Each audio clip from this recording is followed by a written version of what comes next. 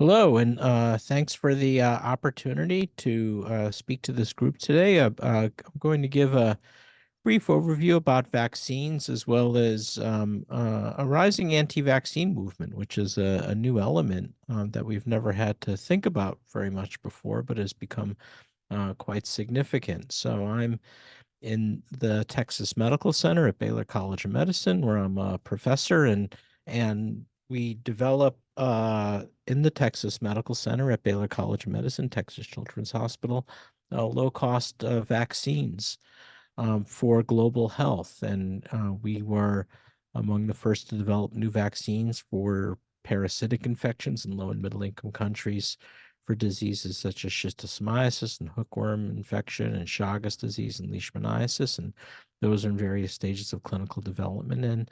And together, our group, which is co-headed by myself and my science partner, Dr. Mary Elena Batazzi, our Texas Children's Hospital Center for Vaccine Development, which is part of a National School of Tropical Medicine, where I serve as professor and dean, started developing coronavirus vaccines around 12, 13 years ago because they were orphaned just like parasitic disease vaccines were. So we were making vaccines for diseases such as SARS, the original coronavirus, severe acute respiratory syndrome, and then Middle Eastern respiratory syndrome. And then when the COVID-19 sequence became available in January 2020, we pivoted our program to that. So I'll start out by giving a brief overview of our vaccine program. We do innovative technologies like mRNA and adenovirus and particle vaccines, but we also do this. We try to be compatible with vaccine producers in low and middle income countries. And there's about 40 of them that band together and call themselves the Developing Country Vaccine Manufacturers Network. They're in Asia, Africa, and Latin America. And one of the most widely used technologies they have is they make their own recombinant protein vaccines via microbial fermentation in yeast. This has been a technology that's been around a couple of decades. It's used to make the recombinant protein hepatitis B vaccine. And the countries on the left we collaborate with make their own recombinant protein hepatitis B vaccine. So the thinking is that if we're going to partner with vaccine producers in low and middle income countries, members of the developing country vaccine manufacturers network, that's a pretty good technology to have in place. It's inexpensive, makes inexpensive vaccines. There's no limit to the amount you can scale, simple refrigeration. So it checks a lot, and it's very safe and well accepted by people who are used to getting their recombinant hepatitis B vaccine. So it checks a lot of boxes for global health vaccines. And we've now done this for our hookworm and schistosomiasis vaccines. And we applied this to the problem of COVID-19. We had made the recombinant protein vaccines for SARS and MERS. We're able to pivot our program to COVID-19. And this is what the world looked like in 2021, where in the middle of 2021, while we had successfully, the United States and North American countries and Europe had successfully vaccinated their population with vaccines for using mRNA and adenovirus and particle vaccines. Unfortunately, there was not enough sufficient vaccine doses made available to vaccinate African countries and India and Pakistan and Indonesia. And we were getting frantic phone calls. Could our vaccine have a role? And so we did this. We transferred our technology with no patent, minimizing strings attached to multiple countries and where they could be scaled locally. So this led to the production of Corbevax, made by a vaccine producer in India known as Biological E in Hyderabad, and 75 million doses was used for primary pediatric immunizations, another 10 million adult boosters. So we provide a proof of concept that you don't have to be a big multinational pharma company to still do big things. So we were able to do this for India. And then we made a second version, which was actually a halal vaccine for Indonesia with our partners there, known as Biopharma. So this is very exciting, almost 100 million doses of our low-cost recombinant protein yeast-derived COVID vaccines were made available. And through our nonprofit Texas Children's Hospital Center for Vaccine Development in the Texas Medical Center with Baylor College of Medicine. Now we're starting to look at an XBB booster, just like the current booster that's available here in the United States, but a low-cost recombinant protein version.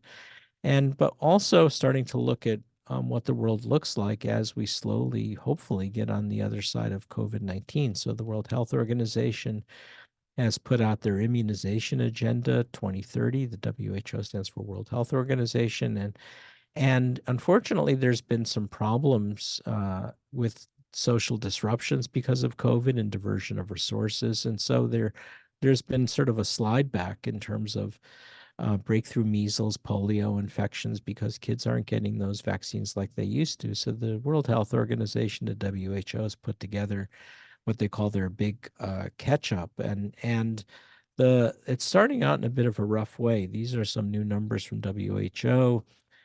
In the orange letters there, the global coverage of protecting kids against childhood illnesses has dropped from 86% in 2019 to 81% in 2021. It may not sound like a big drop, but it's the first time it's gone in the wrong direction. And in 2021, the number of completely unvaccinated children has increased by 5 million. And I think there's actually two things going on. One, the social disruptions because of COVID, but also superimposed on this has been a rise in global anti-vaccine activism that started in the United States and now is expanding globally. So something new and ominous has happened in that global vaccine ecosystem. So I'll finish by just kind of giving you my personal view of how the anti-vaccine movement has grown and evolved over time. And the way I'll express that is version 1.0, 2.0, and 3.0. Version 1.0 was the original anti-vaccine movement that falsely claimed that vaccines cause autism. That began in the late 1990s, and that version is still with us, unfortunately.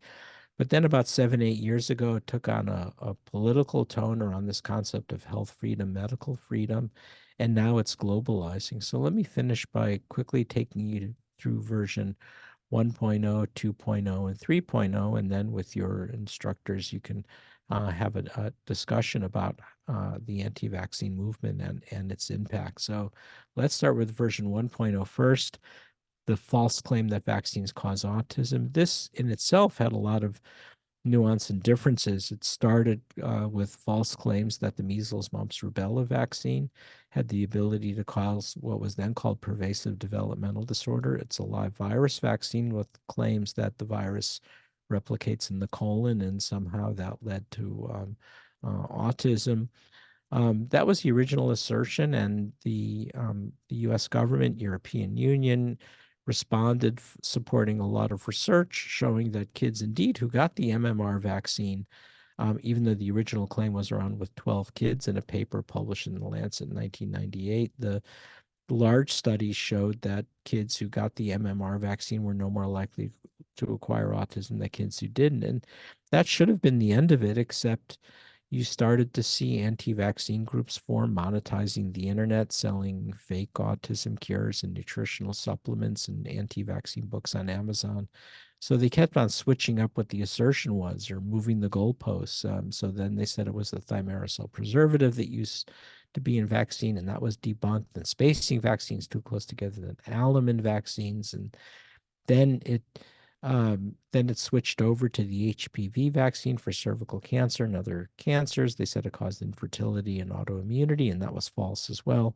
And you might have even heard that for COVID-19 vaccines, that's also false. And then it switched over to chronic illness. And the way I got involved is I have 4 adult kids, including Rachel, who has autism and intellectual disabilities. And I'd written a book a few years back called Vaccines Did Not Cause Rachel's Autism, which did a deep dive showing the evidence showing there was no link between vaccines and autism, but also providing an alternative narrative what autism is and how it begins in early fetal brain development through the action of autism genes. We actually did whole exome genomic sequencing on Rachel and my wife Ann and I, and found Rachel's autism gene, which is a neuronal cytoskeleton gene involved in neuronal connections. And recently there was a paper published out of Stanford University in Nature using brain organoids showing that neurons that have those autism genes don't migrate the same way as neurons that don't have the autism genes. And so, and that really helps provide the explanation of the causes of autism. This begins through autism genes involved in early fetal brain development before the baby's even born.